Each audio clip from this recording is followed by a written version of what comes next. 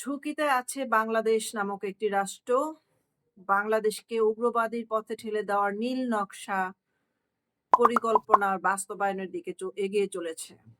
বাংলাদেশের সামরিক রাজনীতিতে বাংলাদেশের জামায়াতের ইসলামী ও বাংলাদেশ জাতীয়তাবাদী দল বিএনপি আজ পর্যন্ত কার্যত একটি অভিন্ন রাজনৈতিক অক্ষ হিসেবে কাজ করেছে। এটি আর কোনো অনুমান বা রাজনৈতিক বিরোধিতার ভাষা নয়, বরং দীর্ঘদিনের রাজনৈতিক চর্চা, কার্যক্রম ও বাস্তবতার নির্যাস। প্রকাশ্যে পৃথক পরিচয় বজায় রাখলেও আদর্শ, কর্মী কাঠামো ও রাজনৈতিক কৌশলে এই দুটি শক্তির পার্থক্য ক্রমেই বিলীন হয়ে যাচ্ছে। রাজনৈতিক বাস্তবতা হলো জামাতের অধিকাংশ নেতাকর্মী ও সমর্থিত বিএনপির প্রত্যক্ষ ভোট ব্যাংক পরিণত হয়েছে। একই সঙ্গে বিএনপির ভেতরে দলীয় পদে থাকা উল্লেখ সংখ্যক নেতা বাস্তবে জামাতের আদর্শিক রাজনীতির অনুসারী। রাজনৈতিক অঙ্গনে বহুল আলোচিত বিশ্লেষণ অনুযায়ী বিএনপির দলীয় কাঠামোর প্রায় অর্ধেক অংশ প্রত্যক্ষ বা পরোক্ষভাবে জামায়াতপন্থী চিন্তাধারার সঙ্গে সম্পৃক্ত। ফলে বিএনপি আজ আর কেবল একটি রাজনৈতিক দল নয়, এটি কার্যত জামাতের জন্য একটি নিরাপদ রাজনৈতিক আশ্রয়। মুক্তিযুদ্ধ বিরোধী রাজনীতি এবং স্বাধীনতা বিরোধী রাজনীতির শক্তি পুনর্বাসনের প্রশ্নে বিএনপির ভূমিকা দীর্ঘদিন ধরেই গভীর বিতর্কের জন্ম দিয়েছে। বাস্তবতা হলো স্বাধীনতা বিরোধী শক্তির একটি সক্রিয় অংশ বিএনপির রাজনৈতিক প্রশ্রয় ও নিয়ন্ত্রণে সংগঠিত হয়েছে। যুদ্ধ অপরাধের বিচার প্রক্রিয়ার বিরোধিতা, রাজাকারদের রাজনৈতিকভাবে পুনর্গঠনের চেষ্টা এবং মুক্তিযুদ্ধের ইতিহাস বিকৃত করার ধারাবাহিক কর্মকাণ্ড এই বাস্তবতাকে স্পষ্টভাবে তুলে ধরে। জামায়াতের ইসলামী জামায়াতে ইসলামী থেকে বেরিয়ে আসা বা জামায়াত ঘেঁষা নতুন রাজনৈতিক দলগুলোর বিস্তার এই বৃহত্তর রাজনৈতিক প্রকল্পের অংশ। AB party, NCP, Bangladesh labour party, Nezam Islam party সহ অন্তত 10টির মতো সংগঠন সরাসরি জামাতের নাম ব্যবহার না করলেও সম্প্রসারিত রূপ তাদের আদর্শের ভিত্তি, নেতৃত্ব কাঠামো ও রাজনৈতিক লক্ষ্য মূল জামাতি দর্শনেরই একটি রূপ। এটি নিছক দল গঠন নয়, এটি একটি পরিকল্পিত নাম পরিবর্তনের রাজনীতি, যার মাধ্যমে আহ, একই প্রক্রিয়াশীল আদর্শকে ভিন্ন ভিন্ন মোড়কে জনগণের সামনে হাজির করা এবং জনগণকে বিভ্রান্ত করা। সবচেয়ে উদ্বেগজনক ও বিপজ্জনক দিক হলো জামায়াত ও বিএনপির সঙ্গে বিভিন্ন উগ্রবাদী ও জঙ্গি সংগঠনের সম্পর্ক নিয়ে দীর্ঘদিনের একটি অভিযোগ রয়েছে।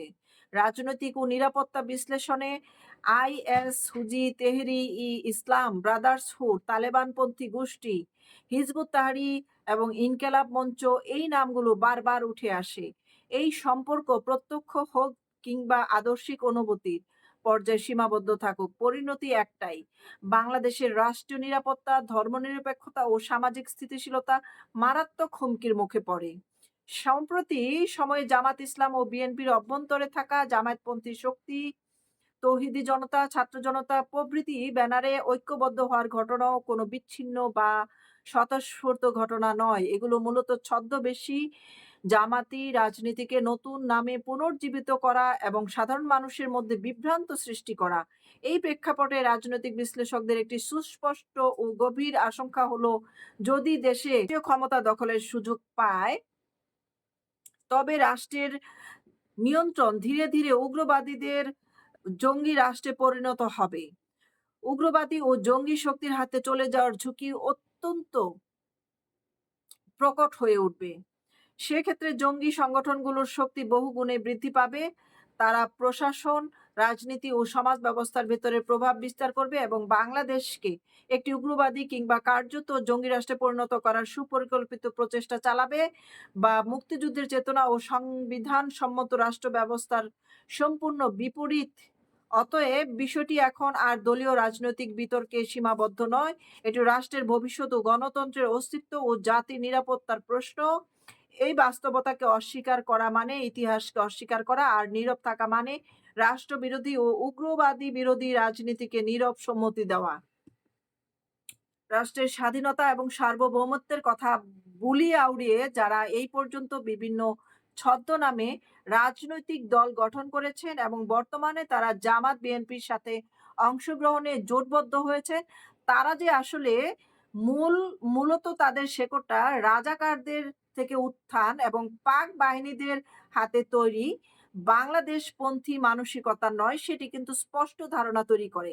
এবং তারা ক্ষমতায় আসলে, রাষ্ট্র পরিচালনা করলে বাংলাদেশের যে স্বাধীনতার সার্বভৌমত্বের সত্যিকার ইতিহাস সবকিছু ধুলোর সঙ্গে মিশে যাবে এবং সার্বভৌমত্ব মেরুদণ্ড সোজা করে দাঁড়াতে পারবে না এবং এই দেশের মানুষ স্বাধীনতা শব্দটির যে যেই সমাজ ব্যবস্থা বা নিজেদের চিন্তার স্বাধীনতা সবকিছুই খর্ব হবে এবং হারাতে বসেছে।